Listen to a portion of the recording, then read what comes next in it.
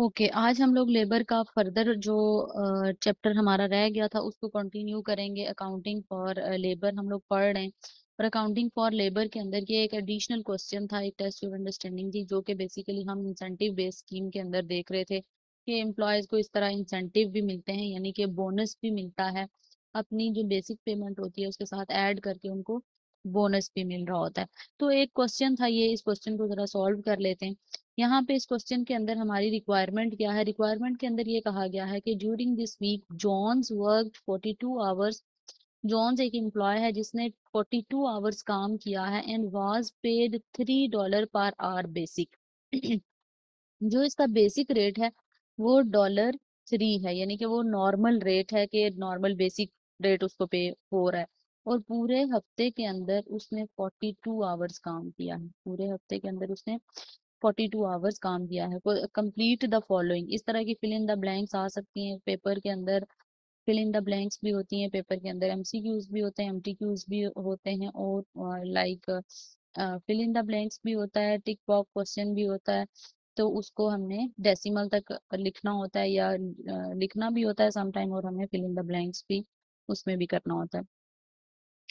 Bonus rate for the week was, bonus rate week का क्या है? Total bonus for the week was, इधर वो हमें सिर्फ पूछ रहा है कि बोनस का रेट कितना था, इधर पूछ रहा है कि टोटल बोनस की पेमेंट कितनी है।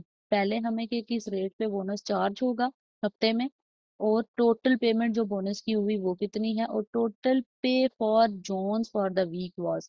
अब इन दोनों पार्ट में ये डिफरेंस है कि इधर उसने सिर्फ टोटल बोनस पूछा है, इधर उसने सिर्फ टोटल बोनस पूछा है। इधर उसने पूछ लिया है बोनस प्लस बेसिक सैलरी। जाहिर है अगर मैं काम कर रही हूँ, अगर लाइक मैं कोई किसी जगह पे जॉब कर रही हूँ, तो मैंने कोई एक्स्ट्रा ऑर्डिनरी परफॉर्मेंस दी है, तो उसमें मेरी बेसिक सैलरी तो मुझे मिलेगी ही मिलेगी जो ऑलरेडी डिसाइडेड है। लेकिन उसके साथ अगर मैंने कोई एक्स्ट्रा एफर्ट डाली है तो उस पे मुझे एक्स्ट्रा बोनस भी मिलेगा। तो टोटल सैलरी वो पूछ रहा है, वो बोनस रेट पूछ रहा है, और टोटल बोनस पेमेंट पूछ रहा है। क्वेश्चन को भी रीड कर लेते हैं। अच्छा, यहाँ पे क्वेश्चन में उसने हमें क्या बोला है? द बोनस इज कंप्यूटेड, ऊपर से स्टार्ट हो रहा है। 10 employee work as a group, 10 employee हैं जो कि एज अ ग्रुप। अब हमने टाइप्स पढ़ी थी कि बोनस एज अ ग्रुप भी होता है और बोनस एज एन इंडिविजुअल भी होता है। तो 10 employees work as a group, 10 employee हैं जिन्होंने एज अ ग्रुप काम किया है। When production of the group exceed, जब प्रोडक्शन ग्रुप की एक्सीड हो रही है स्टैंडर्ड से। अब स्टैंडर्ड वो होता है बेसिकली जो आपको बना के दिया जाता है कि इतने यूनिट आपने बनाने हैं। आप उससे ज्यादा एक्सीड कर गए, जाहिर है मैंने अभी बताया कि एक्स्ट्रा ऑर्डिनरी परफॉर्मेंस या जो आपको टारगेट मिला हुआ होता है उससे आप ज्यादा अचीव करते हो, या फिर आपको जो टारगेट मिला हुआ होता है आप वो अचीव कर लेते हो, तब आपको बोनस मिलता है। अब यहाँ पे हमें क्या कह रहा है कि प्रोडक्शन जब ग्रुप एक्सीड करता है, मतलब जो स्टैंडर्ड बताया हुआ होता है उससे एक्सीड करता है, तो आगे वो कह रहा है 200 पीस पर आवर, 1 घंटे के अंदर आपको 200 पीस बनाने। Each employee is in the group is paid a bonus for the excess production. अब जितना एक आवर के अंदर आपने 200 यूनिट बनाने थे, बट एक आवर के अंदर आप अगर 201 बना रहे हो तो इस 1 पे आपको बोनस मिलेगा, 202 बना रहे हो तो इस 2 पे आपको बोनस मिलेगा। जितने एक्स्ट्रा यूनिट उतना बोनस मिलता जाएगा, in additional to the wage at hourly rate.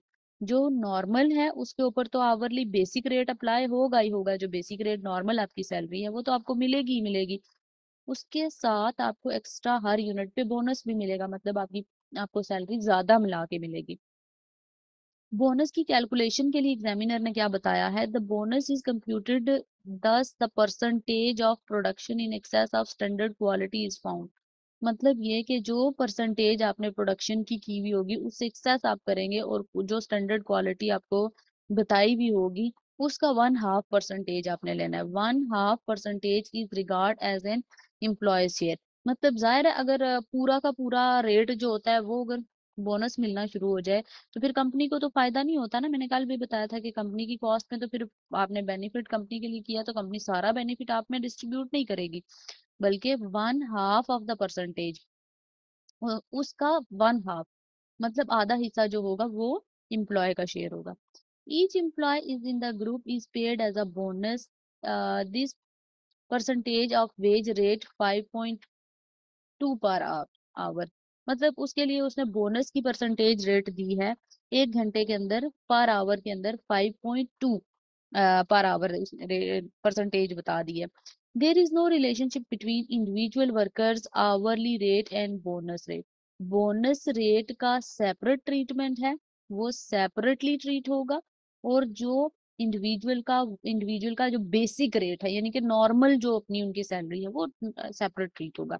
उसने आगे रिकॉर्ड के अंदर हमें बताया है आवर्स वर्क, कितने आवर्स वर्क हुए और प्रोडक्शन कितनी हुई, यानी कि मंडे वाले दिन 90 आवर्स काम हुआ, ट्यूसडे वाले दिन 80 आवर्स काम हुआ, वेनेसडे वाले दिन 90 आवर्स काम हुआ, थर्सडे वाले दिन 84 हुआ, फ्राइडे वाले दिन 88 हुआ, सैटरडे वाले दिन 40। टोटल उसने काम किया है 48। बल्कि उसने नीचे बताया था कि ड्यूरिंग दिस वीक उसने 42 आवर्स काम किया है। तो हमें यहाँ पे पहले देखना है कि स्टैंडर्ड प्रोडक्शन कितनी बनती है।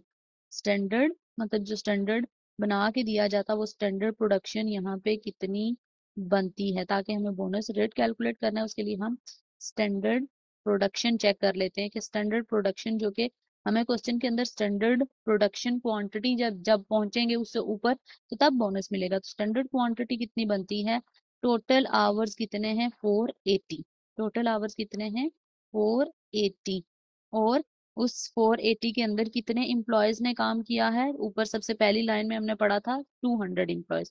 ये कितने बनते हैं, टोटल पीस कितने बनते हैं 96,000 पीस। ये कैसे हमें पता चला और ये हमने क्यों कैलकुलेट करना है कि एक्चुअली स्टैंडर्ड बनता क्या था, जो ऊपर उसने हमें यहाँ पे एक लाइन लिखी थी,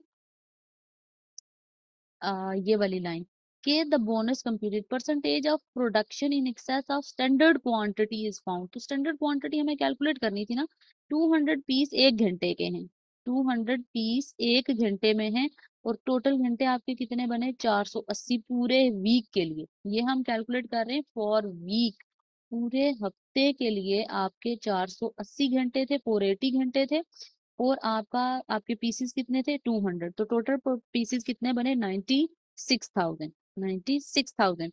अब अगर हम लोग देखें 96,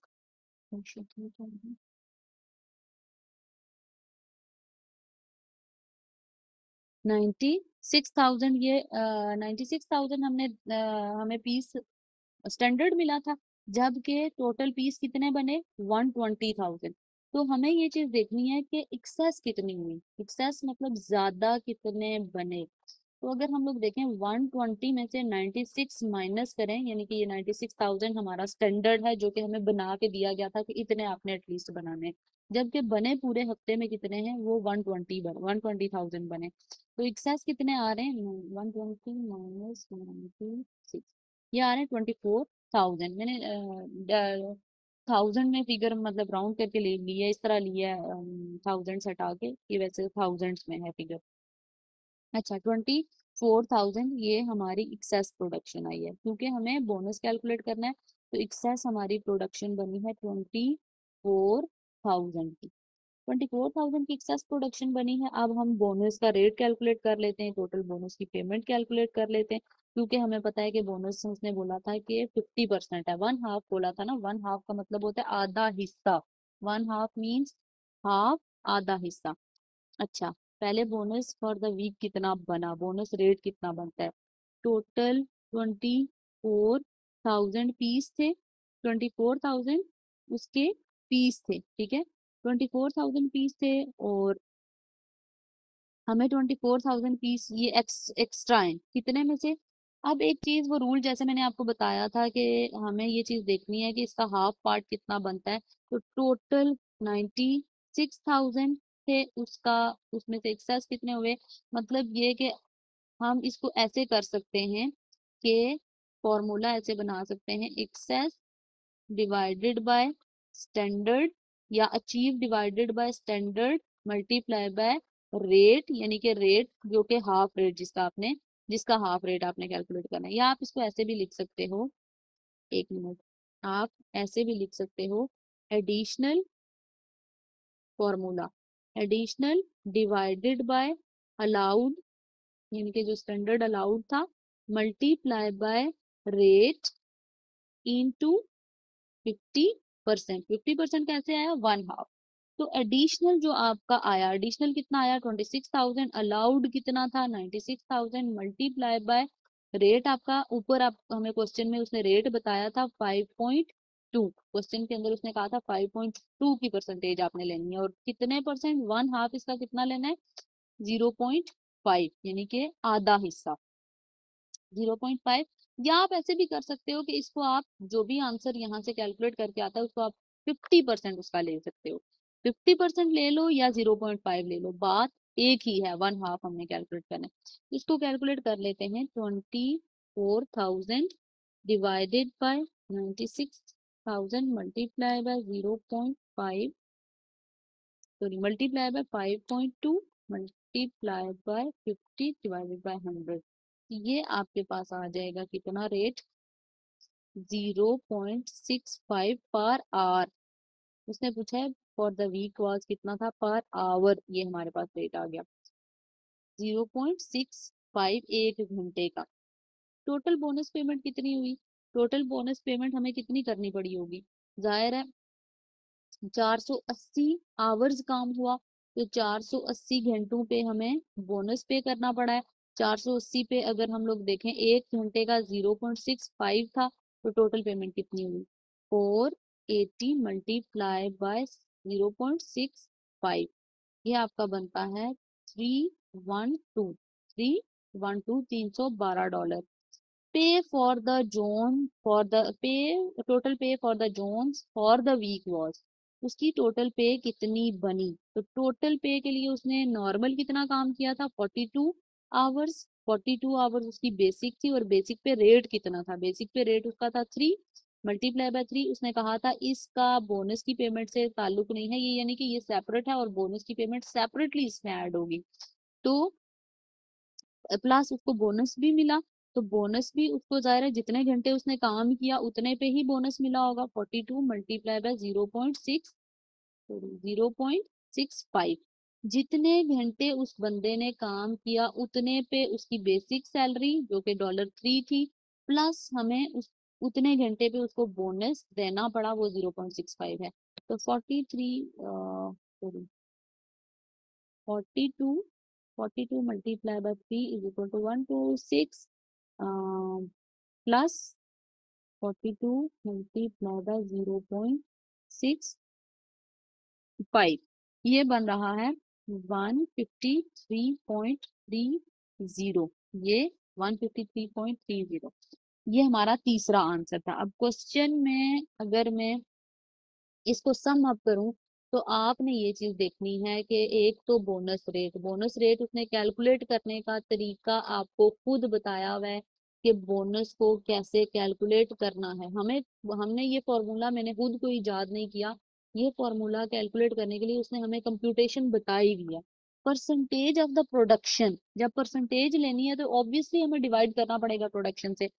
percentage of the production in the excess of the standard quality, हमने बोनस रेट इस तरह कैलकुलेट करना है कि जो एक्सेस क्वालिटी है उसको प्रोडक्शन, जितनी प्रोडक्शन स्टैंडर्ड थी यानी कि बनती थी, उसकी परसेंटेज को हमने मल्टीप्लाई कर देना है 1/2 बोनस के परसेंटेज से, बोनस के रेट से। ये बोनस का रेट था। अब इस लाइन को मैंने फार्मूला में बनाया है, किस तरह, percentage of production in the excess standard quality, मतलब स्टैंडर्ड क्वालिटी से एक्सेस कितना था। मैंने क्या यहाँ पे फॉर्मूला अप्लाई किया, एक्सेस डिवाइडेड बाय स्टैंडर्ड, यही हमने फॉर्मूला लगाया, मल्टीप्लाई बाय रेट, और रेट का 1/2 मल्टीप्लाई बाय 50%, आप कर लो। तो एक्सेस कितना आया था, एक्सेस आया था 24,000 डिवाइडेड बाय अलाउड कितना था 96,000 मल्टीप्लाई बाय रेट कितना था 5.2 इंटू 0.5, और ये 0.5 कहाँ से आया, 1/2 उसका हमने लेना था। तो मोस्टली बोनस की वर्किंग एग्जामिनर आपको बताता है कि किस तरह करनी है, बस आपको क्या करना होता है कि उस स्टेटमेंट को अंडरस्टैंड प्रॉपरली करना होता है। अगर आप स्टेटमेंट को प्रॉपरली अंडरस्टैंड कर लोगे तो इसका मतलब यह है कि आपका क्वेश्चन बिल्कुल ठीक होगा। तो क्वेश्चन को बहुत ध्यान से रीड करना है। जो एमपी इस तरह के क्वेश्चन लॉन्ग बेसिकली एमपीक्यू में आते हैं, अगर इस तरह का कोई क्वेश्चन आता है तो उसको पहले पढ़ के इंफॉर्मेशन को पहले सेपरेट करना होता है कि इंफॉर्मेशन क्या क्या दी है और उसको कैसे हम अप्लाई करेंगे। ओके, यहाँ तक जो हमारा टॉपिक था वो रिलेटेड टू था हमारा लेबर की कॉस्ट या लेबर का जो बेसिकली लेबर को बेनिफिट्स मिलते हैं या सैलरी मिलती है उसकी कैलकुलेशन, उसकी कंप्यूटेशन का मेथड किस किस तरह हमने करना था।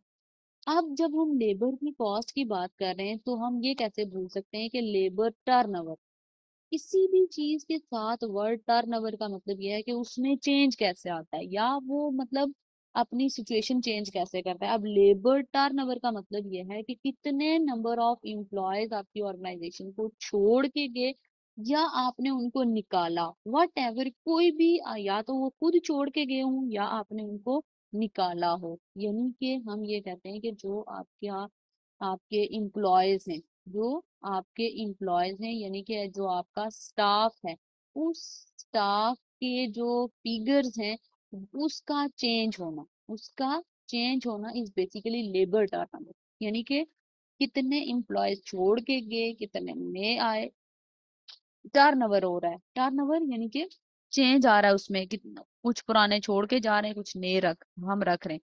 बट एक चीज हमेशा याद रखें कॉन्सेप्ट के अकॉर्डिंग कि अगर लेबर टर्नओवर किसी कंपनी का ज्यादा हो तो it is bad signal for a company. ये किसी भी कंपनी के लिए बैड सिग्नल है कि आपकी कंपनी में एम्प्लॉय ज्यादा अरसा ठहरते नहीं है, कोई ना कोई इशू जरूर है। तो लेबर टर्नओवर होना अच्छी बात नहीं होती, ज्यादा लेबर टर्नओवर होना। जाहिर है ऐसा तो नहीं होता कि लाइफ टाइम कोई ना छोड़ के जाए, कुछ रीजंस भी होती हैं, कुछ जो जस्टिफाइबल रीजंस हैं। कोई यहाँ से लाइक मूव कर रहा है, अगर किसी का कोई एक जगह से दूसरी जगह पे शिफ्ट हो रहा है फैमिली के साथ तो तब वो जा सकता है। किसी की शादी का इशू है या कोई किसी की डेथ हो गई है या कोई इस तरह का केस आता है तो वो डिफाइनेबल है, डिपेंडेबल है। अदरवाइज हम ये नहीं कह सकते कि लेबर टर्नओवर किसी भी कंपनी के लिए अच्छी बात है, नहीं, ये बुरी बात होती है। In an examination, you will given clear instruction on any bonus scheme in operation. You should follow the instruction given carefully in order to calculate bonus payable from the data supplied. मैंने अभी ऊपर यही चीज, ये जो लिखी गई important चीज है, ये चीज मैंने अभी ऊपर एक्सप्लेन की कि आपको बोनस कैलकुलेट करने के लिए एग्जामिनर खुद बताता है कि आपको कैसे बोनस की पेमेंट कैलकुलेट करनी है। जैसे अभी उसने हमें बताया कि आपको प्रोडक्शन, जो प्रोडक्शन स्टैंडर्ड है उसका परसेंटेज लेना है एक्सेस के साथ, तो उसने हमें खुद बताया हुआ था मेथड। हमने कोई फॉर्मूला या हमने कोई खुद से इजाद नहीं किया, उसने हमें खुद क्वेश्चन में डिफाइन किया हुआ था, क्योंकि ये चीज इंपॉर्टेंट है। Labour turnover is the measure of production, sorry, proportion. Labor turnover is a measure of proportion of employee leaving relative to the average number of people employed. कितने एम्प्लॉय आपने रखे हुए थे ऑन एन एवरेज, आपके employees उसमें से कितने छोड़ के जा रहे हैं। यानी कि मैंने अभी बताया कि कंपनी से एम्प्लॉयज का छोड़ के जाना वो किसी भी रीजन से हो सकता है। कभी एम्प्लॉयज को कंपनी खुद फायर करती है, कुछ ऐसी रीजन होती हैं कंपनी के साथ, वो कोई फ्रॉड करते हैं या कुछ इलीगल या कुछ इस तरह का काम करते हैं जिसकी वजह से कंपनी उनको निकालती है, या वो खुद कंपनी को छोड़ के जाते हैं, कोई भी रीजन हो सकती है। तो ये लेबर टर्नओवर होता है। Management might wish to monitor labour turnover, जाहिर है मैनेजमेंट की जिम्मेदारी भी है, विश तो क्या, उनकी रिस्पॉन्सिबिलिटी भी है कि उनको देखना चाहिए कि नंबर ऑफ एम्प्लॉयज कितने कम हो रहे हैं, कितने ज्यादा हो रहे हैं। So the control might be consider if the rate of turnover seems to high. अगर रेट बहुत ज्यादा हाई हो तो कंट्रोल करने की जरूरत है। ये मैंने पहले भी बताया कि labour turnover is not a good signal for a company.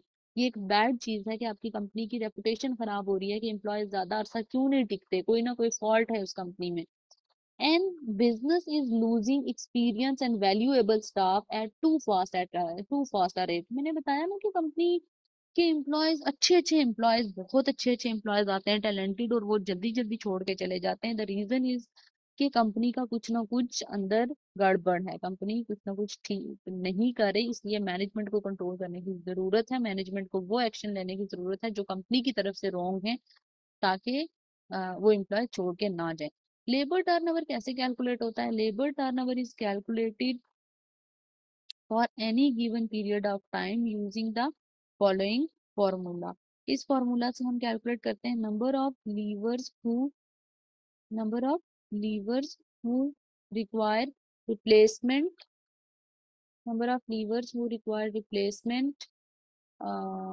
Divided by average number of employees multiply by 100। Just wait for that.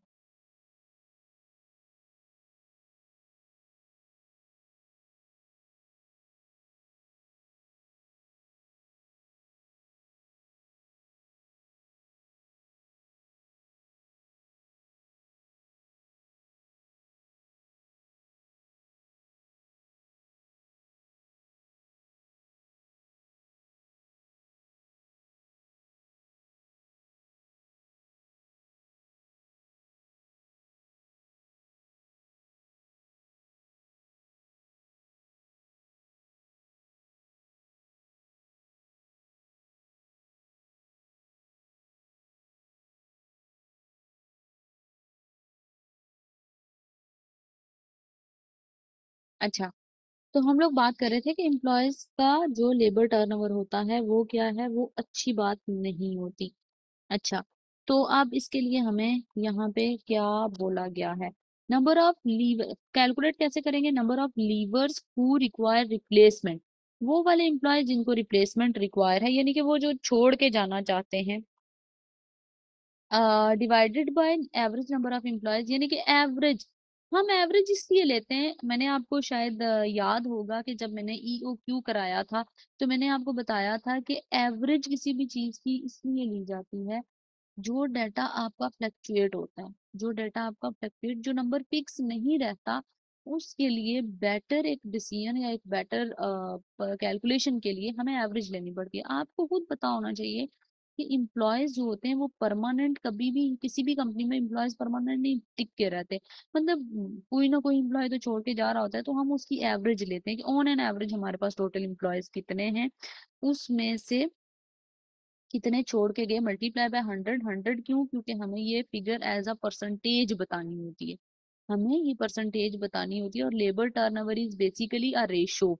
Ratio किस चीज को कहते हैं? रेशो कहते हैं परसेंटेज को। तो यहाँ पे हमने रेशो कैलकुलेट करनी है। इस क्वेश्चन के अंदर यहाँ पे हमें एक क्वेश्चन दिया गया है, उस क्वेश्चन को हम देख लेते हैं।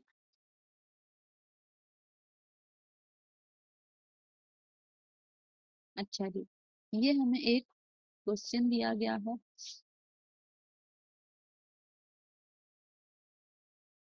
At January, at 1st January, a company employed 3,641 employees.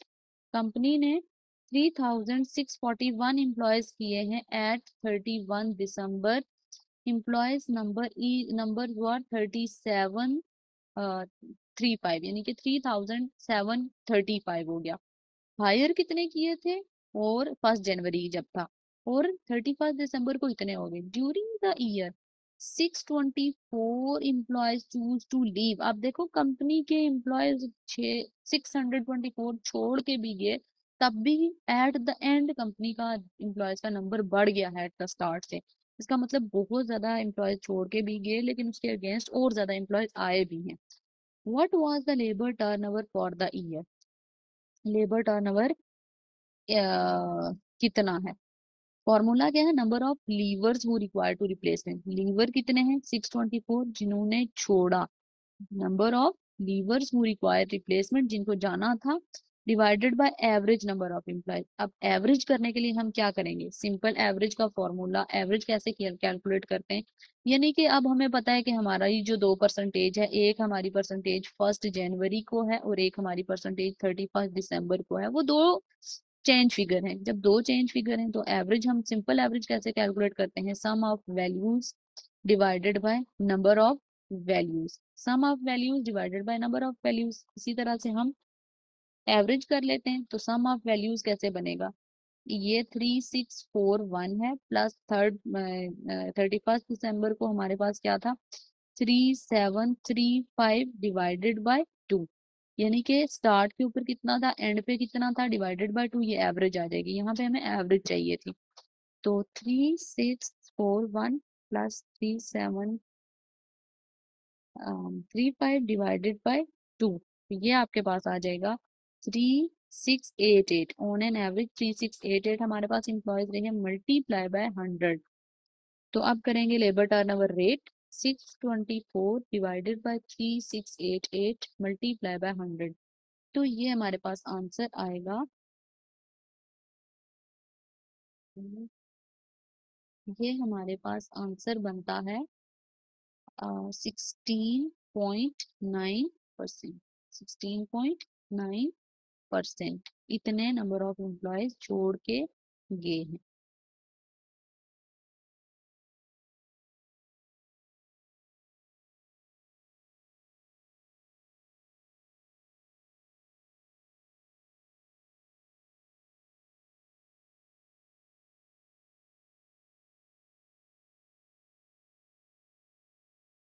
यहाँ पे भी आगे क्वेश्चन दिया हुआ है, अब मैंने आपको इलिस्ट्रेशन करा दी है, टेस्ट योर अंडरस्टैंडिंग उसी तरह की है, आपने इसको सॉल्व करना है। ओके, हमारा लास्ट टॉपिक लेबर एफिशिएंसी का और लेबर रेशियोज का है। आई थिंक सो कि हमें इस पे कर लेना चाहिए, चलिए हम कोशिश करते हैं कितना भी हमारे से हो सका। अच्छा, अब हमें, हमारे हम पढ़ क्या रहे हैं, कोई भी टॉपिक पढ़ने से पहले उसको लिंक करना होता है या उसको देखना होता है कि वो हम क्यों पढ़ रहे हैं। हम पढ़ रहे हैं लेबर, अकाउंटिंग फॉर लेबर, यानी कि लेबर के लिए अकाउंटिंग पढ़ रहे हैं, और उससे हम लोग ये सीख रहे हैं कि उसकी कॉस्ट कैसे रिकॉर्ड करते हैं या उसकी कॉस्ट कैसे आती है। अब ये जो लेबर है, इसके लिए हमने कुछ ना कुछ डिसाइड किया हुआ होता है कि आवर्स उनसे हमने कितने काम कराने हैं। एक तो हमारा प्लान होता है, और कभी कभी उस प्लान से हम जल्दी भी काम करा लेते हैं, मतलब उस प्लान से हम फास्ट काम भी करा लेते हैं, टारगेट अचीव पहले करा लेते हैं, जैसे बोनस दिया अभी तो पहले काम कर लिया। तो वो होती है लेबर की एफिशिएंसी, लेबर की परफॉर्मेंस। अब परफॉर्मेंस हम देखते हैं कि किस तरह से लेबर की परफॉर्मेंस होगी, उन्होंने कितनी प्रोडक्शन की, उन्होंने कितने आवर्स यूज किए, कैसे किए कैसे नहीं किए। लेबर एफिशिएंसी, लेबर की efficiency, capacity, production volume ratio कितनी है, उन्होंने यूनिट्स कितने बनाए, उनके अंदर कैपेसिटी कितनी थी, और कितना काम किया। मैं अभी क्लास को एंड कर रही हूँ, 1 मिनट।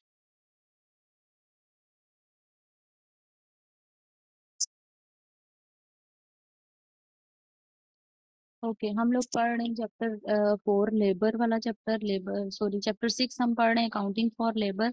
अकाउंटिंग फॉर लेबर के अंदर बाकी सारी चीजें हमने पढ़ ली थी कि लेबर कॉस्ट कैसे रिकॉर्ड होती है, कौन कौन से मेथड्स हैं लेबर की रेम्यूनरेशन के लिए, बाकी सारी चीजें हमने डिस्कस कर ली थी। बट अगर हम लोग अपनी कॉस्ट रिकॉर्ड कर रहे हैं, लेबर को जो सैलरी मिल रही है वो अगर हमारी कॉस्ट है, तो इसका मतलब ये है कि उस कॉस्ट से हम परफॉर्मेंस कितनी ले रहे हैं, उस कॉस्ट से हम परफॉर्मेंस कितनी ले रहे हैं, ये भी तो हमें चेक करना चाहिए, ये भी तो हमें देखना चाहिए कि वो पैसे जो जा रहे हैं उस उन पैसों से हमें कुछ बेनिफिट भी हो रहा है या नहीं हो रहा।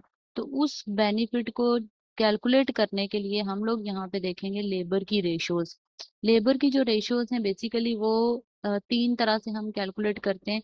3 तरह से कौन कौन सी कैलकुलेट होती है रेशो, एक लेबर एफिशिएंसी रेशो है, कैपेसिटी रेशो है, प्रोडक्शन वॉल्यूम रेशो है।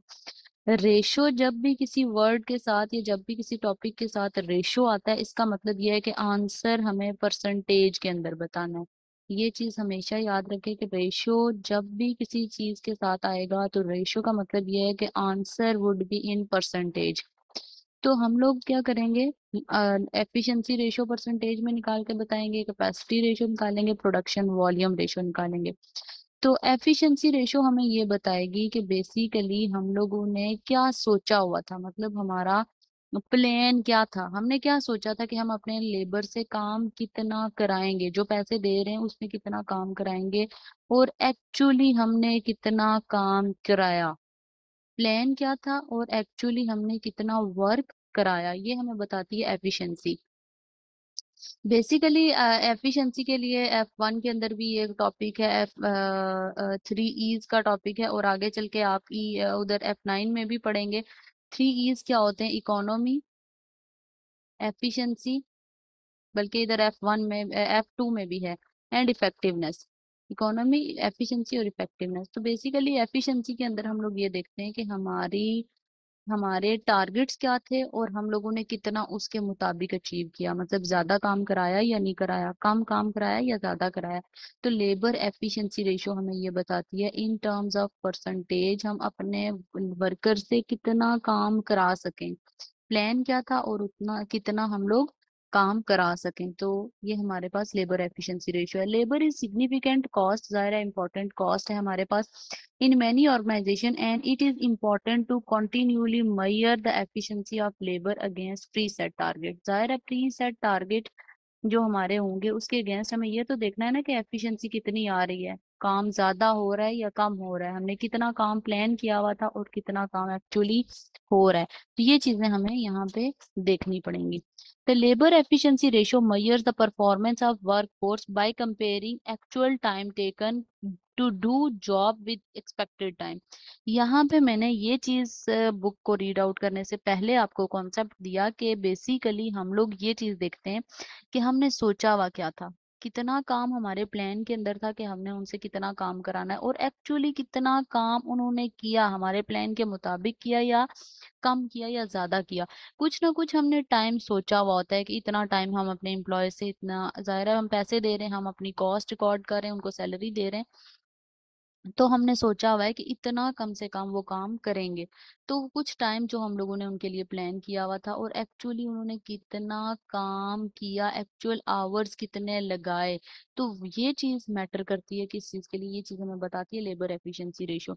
Labour efficiency ratio is calculated using the formula, हम किस तरह से इसको कैलकुलेट करेंगे, expected hours to produce output, यानी कि हमारी कितने एक्सपेक्टेशन आवर्स थे जो कि एक यूनिट को बनाने के लिए, एक कंप्लीट यूनिट को बनाने के लिए हमारी एक्सपेक्टेशन थी, divided by actual hours to produce output. जाहिर है एक्सपेक्टेशन कितनी थी और एक्चुअल कितने लगे, एक्चुअल को हम डिवाइड करेंगे किसके साथ, एक्सपेक्टेड के साथ, मल्टीप्लाई बाय 100। ये हमें परसेंटेज के अंदर, क्योंकि मैंने पहले बताया कि रेशियो जो होती है वो परसेंटेज के अंदर आती है, ये हमें ये चीज बताएगा कि आपका कितना लेबर के लिए प्लान कितना किया गया था और एक्चुअली कितना वर्क बेसिकली हुआ।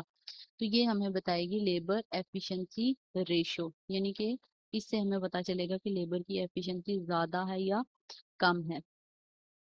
दूसरी चीज अगली हमारे पास रेशो है labour capacity ratio. Labour capacity ratio, capacity किस चीज को कहते हैं, कैपेसिटी बेसिकली हम कहते हैं एनर्जी को, जाहिर है किसी बंदे के काम करने की स्ट्रेंथ को हम कहते हैं कैपेसिटी, मतलब उस बंदे के अंदर कितने लेवल तक कैपेसिटी है कि वो इतना काम कर सकता है, ठीक है। लेबर कैपेसिटी रेशो हम क्या, कैपेसिटी किस चीज को कहते हैं, कैपेसिटी बेसिकली हम ये कहते हैं कि कितनी किसी बंदे के अंदर स्ट्रेंथ या एनर्जी है कि वो इतना काम कर सकता है। Some time the work force is idle, कभी कभी ऐसा, कभी कभी नहीं, मोस्टली अगर हम लोग देखें तो मोस्टली लोगों के अंदर ये ह्यूमन नेचर होती है कि वो मतलब सम टाइम काम नहीं भी कर रहे होते, मतलब ये जरूरी, जब तक उनको सुपरविजन ना मिले वो काम नहीं कर रहे होते। और ऐसा भी होता है कि वो मतलब फ्री में बैठ के भी सैलरी ले रहे होते हैं, मतलब बता ये रहे होते हैं कि वो काम कर रहे हैं, बट जैसे वो यहाँ पे ये वाली थेरी अप्लाई होती है एलबीडीएन। एलबीडीएन थेरी क्या कहती है, लुक बिजी डू नथिंग। तो सम टाइम ऐसा भी होता है idle through no fault of its own and cannot get with productive work। This sometime happens, sometime ऐसा भी होता है कि खुद भी एम्प्लॉयज काम नहीं करते। मोस्ट ऑफ द केसेस अगर हम लोग देखें नॉर्मली, अगर हम लोग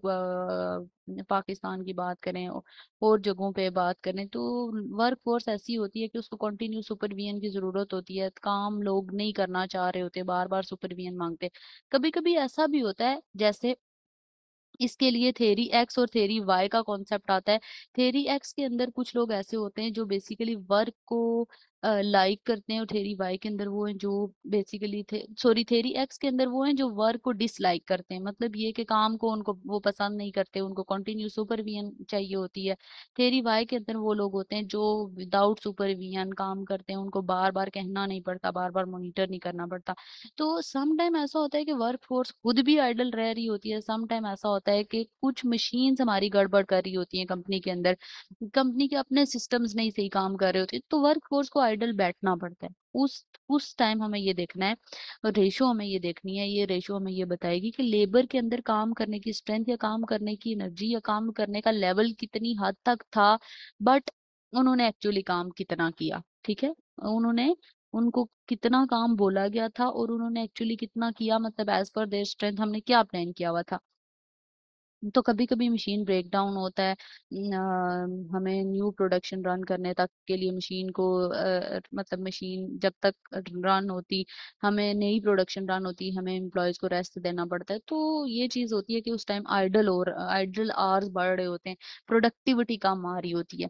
labour capacity ratio measure the number of hours spent actively work as a percentage of total hours. अब हमने प्लान किया हुआ था या हमने सोचा हुआ था कि जो बजट के अंदर हमने आवर्स रखे हुए थे कि हम अपने एक महीने के अंदर किसी एक एम्प्लॉय से 1,000 घंटे काम कराएंगे, या हम ये कहते हैं कि हम 240 आवर्स काम कराएंगे। 240 आवर्स काम कराएंगे, इसको आप स्किप कर दो। 240 आवर्स काम कराएंगे एक महीने के अंदर या एक वीक के अंदर आप कह सकते हो। तो इसका मतलब ये हुआ कि अब वो कितनी परसेंटेज पूरी हुई है, मतलब हमने तो सोचा हुआ था कि 240 आवर्स काम कराना है, बट एक्चुअली कितना काम कर सके वो। तो ये हमारा बजट था, बजट के अकॉर्डिंग वो अब कितना काम कर सके। जरूरी नहीं है कि एग्जैक्टली बजट के अकॉर्डिंग आ भी सकता है, बट नेसेसरी नहीं है, हार्ड एंड फास्ट रूल नहीं है। The labour capacity ratio is calculated using, क्या कैलकुलेट कैसे करेंगे, number of hours spent working, वो वाले आवर्स जो बेसिकली एक्टिव प्रोडक्शन आ रहे हैं। अब टोटल आवर्स के अंदर क्या क्या आता है, टोटल आवर्स के अंदर हमारे पास आते हैं कौन कौन से आवर्स, एक तो होते हैं productive hours, productive hours plus idle hours, idle hours plus overtime hours. ये सारे टाइम टोटल आवर्स के अंदर आते हैं। ठीक है, ओवर टाइम के घंटे कितने हैं, आइडल कितने हैं और प्रोडक्टिव कितने हैं, बेसिक यानी कि कितने हैं। तो नंबर ऑफ आवर्स स्पेंट, कितना एक्चुअली काम किया गया, divided by total available hours multiply by 100। 100 क्यों, क्योंकि रेशो है, रेशो हमेशा परसेंटेज में होती है।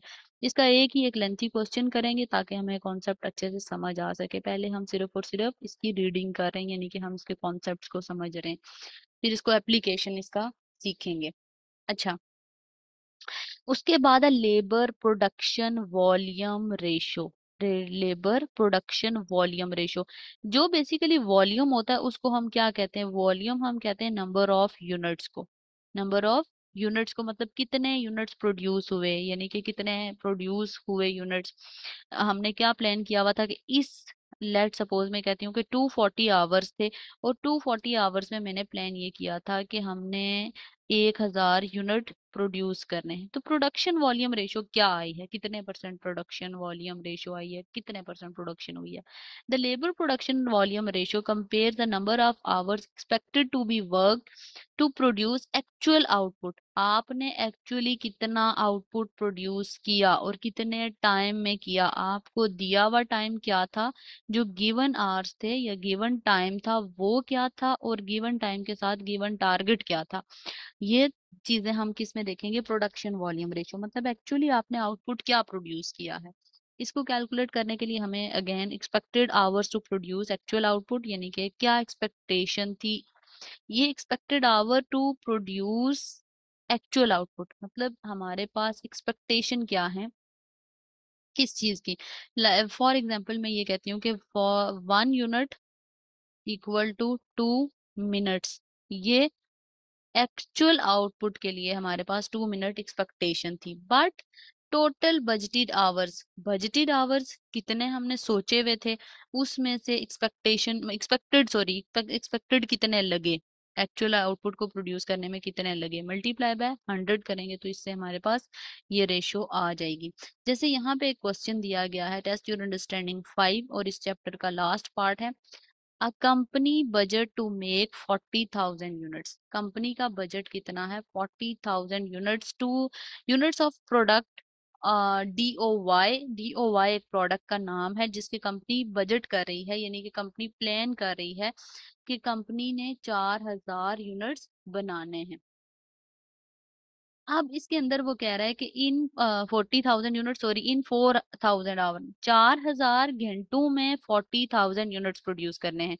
Unit each unit is budget to take 0.1 hour. ये हमारे पास क्या है कि एक यूनिट बनाने के लिए, यानी कि जो एक यूनिट बनेगा वो बनाने के लिए आपके कितना टाइम रिक्वायर्ड है, वो बनाने के लिए आपको 0.15 सॉरी 0.1 आवर रिक्वायर्ड है।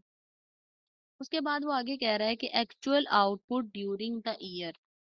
एक्चुअल आउटपुट हमारे पास ड्यूरिंग द ईयर कितना बना, 38,000। अब देखो 40,000 प्लान में था, जबकि बना कितना है, 38,000 बना है, यानी कि हमारे प्लान से कम बन पाया है। तो उसके लिए आगे हमें ये दिया गया है कि विच टुक फॉर 180 आवर्स।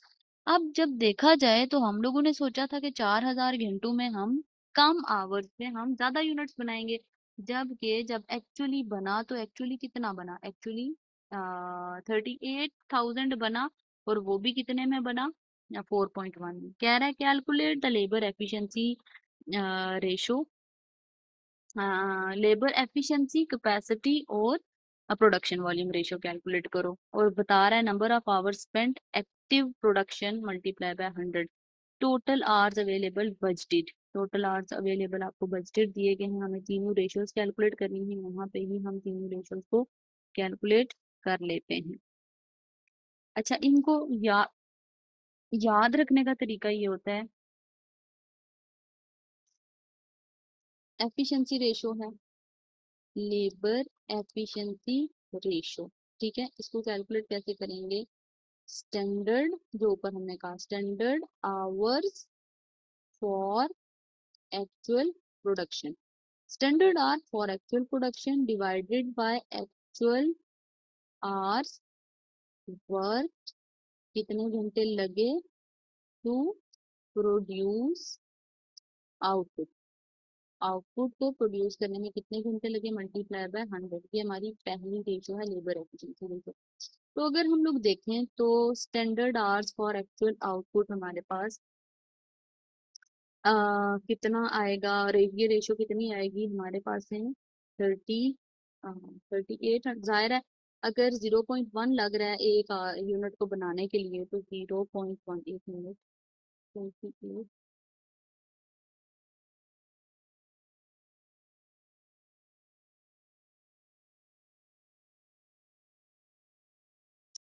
28,000।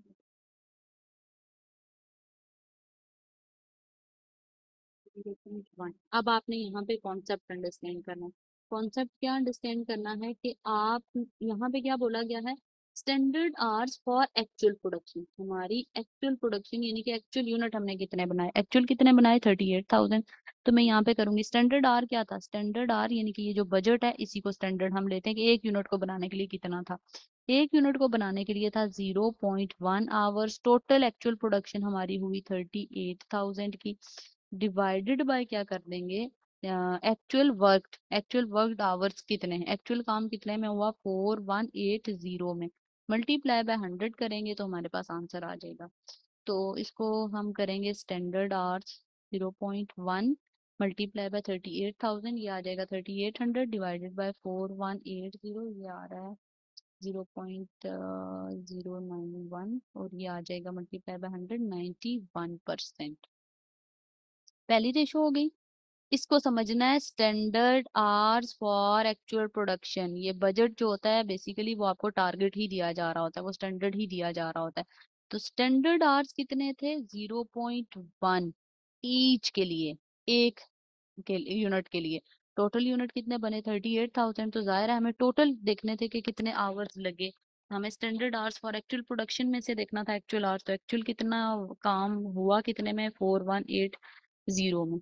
अगली रेशो है हमारे पास capacity ratio, capacity ratio, capacity ratio के लिए हमारे पास फॉर्मूला क्या था, actual hours worked to produce output, actual hours मतलब कितने लगे हैं आउटपुट को प्रोड्यूस करने के लिए, divided by total budgeted hours multiply by 100, multiply by 100। तो यहाँ पे हमारे पास एक्चुअल आवर्स वर्क जो है प्रोड्यूस करने में लगे हैं, जो एक्चुअली हमने काम किया, यहाँ पे वो लिख रहा है साथ एक्चुअल आउटपुट बनाने में कितने घंटे लगे, 4180 हमारे इसमें लगे हैं, डिवाइडेड बाय बजटेड आवर्स कितने थे, 4000 मल्टीप्लाई बाय 100। तो ये हमारे पास इससे आंसर आ जाएगा। कैलकुलेट करें जरा, 4180 डिवाइडेड बाय 4000 मल्टीप्लाई बाय 100, तो ये रेशियो आ जाएगी 104.5%। ये है नंबर 2 रेशियो, ये 1 की रेशियो रखी हमने यहाँ पे की है। अब हमारे पास थर्ड रेशियो है, थर्ड बेसिकली है प्रोडक्शन वॉल्यूम रेशियो।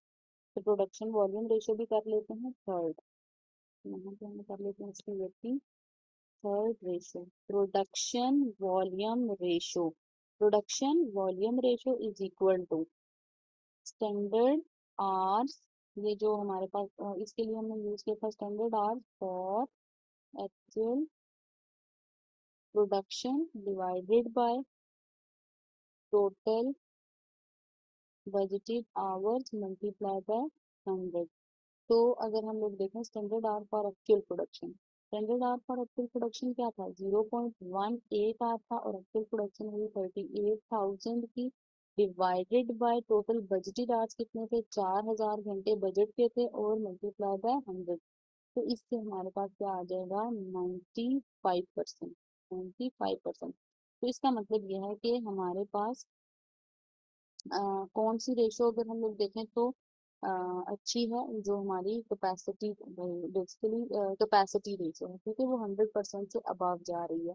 इसका मतलब यह है कि वो तो अच्छी अचीव हुई है। बट जो हमारे पास, क्योंकि हमने बजट किया था कि 4000 का काम हम 4000 आवर्स कराएंगे, और मतलब ज़्यादा घंटे हमने काम कराया, तो कैपेसिटी हमने ज़्यादा अचीव किया। बट ये दोनों रेशो हमारी 100% से कम है, इतनी से 100% से ये अबाव होनी चाहिए। जो दोनों रेशियोज को 100% से अबाव होना चाहिए बेटर कंपनी की सिचुएशन के लिए। अब आप लोग क्वेश्चन को खुद देख के ये समझ सकते हैं कि अगर हमने 4000 घंटों में 40,000 यूनिट प्लान किए हुए थे, और हम बना रहे हैं 4180, यानी कि 4180 आवर्स में 38,000 यूनिट। तो इसका मतलब ये है कि जाहिर है हमारा जो प्रोडक्शन वॉल्यूम है वो तो अचीव नहीं हुआ, और जाहिर है हमारा जो एफिशिएंसी है वो भी अचीव नहीं हुई। एफिशिएंसी क्यों अचीव नहीं हुई, क्योंकि हम 180 आवर्स मोर अपने टारगेट से जा रहे हैं, और यूनिट हमने 40,000 बनाने थे, जबकि यूनिट हमारे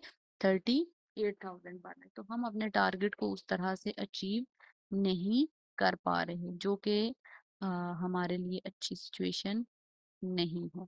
बट ओवरऑल अगर हम लोग कैपेसिटी को देखें, तो कैपेसिटी का हम ये कह सकते हैं कि हम कैपेसिटी को अचीव कर रहे हैं, वो हमारी अचीव हो रही है।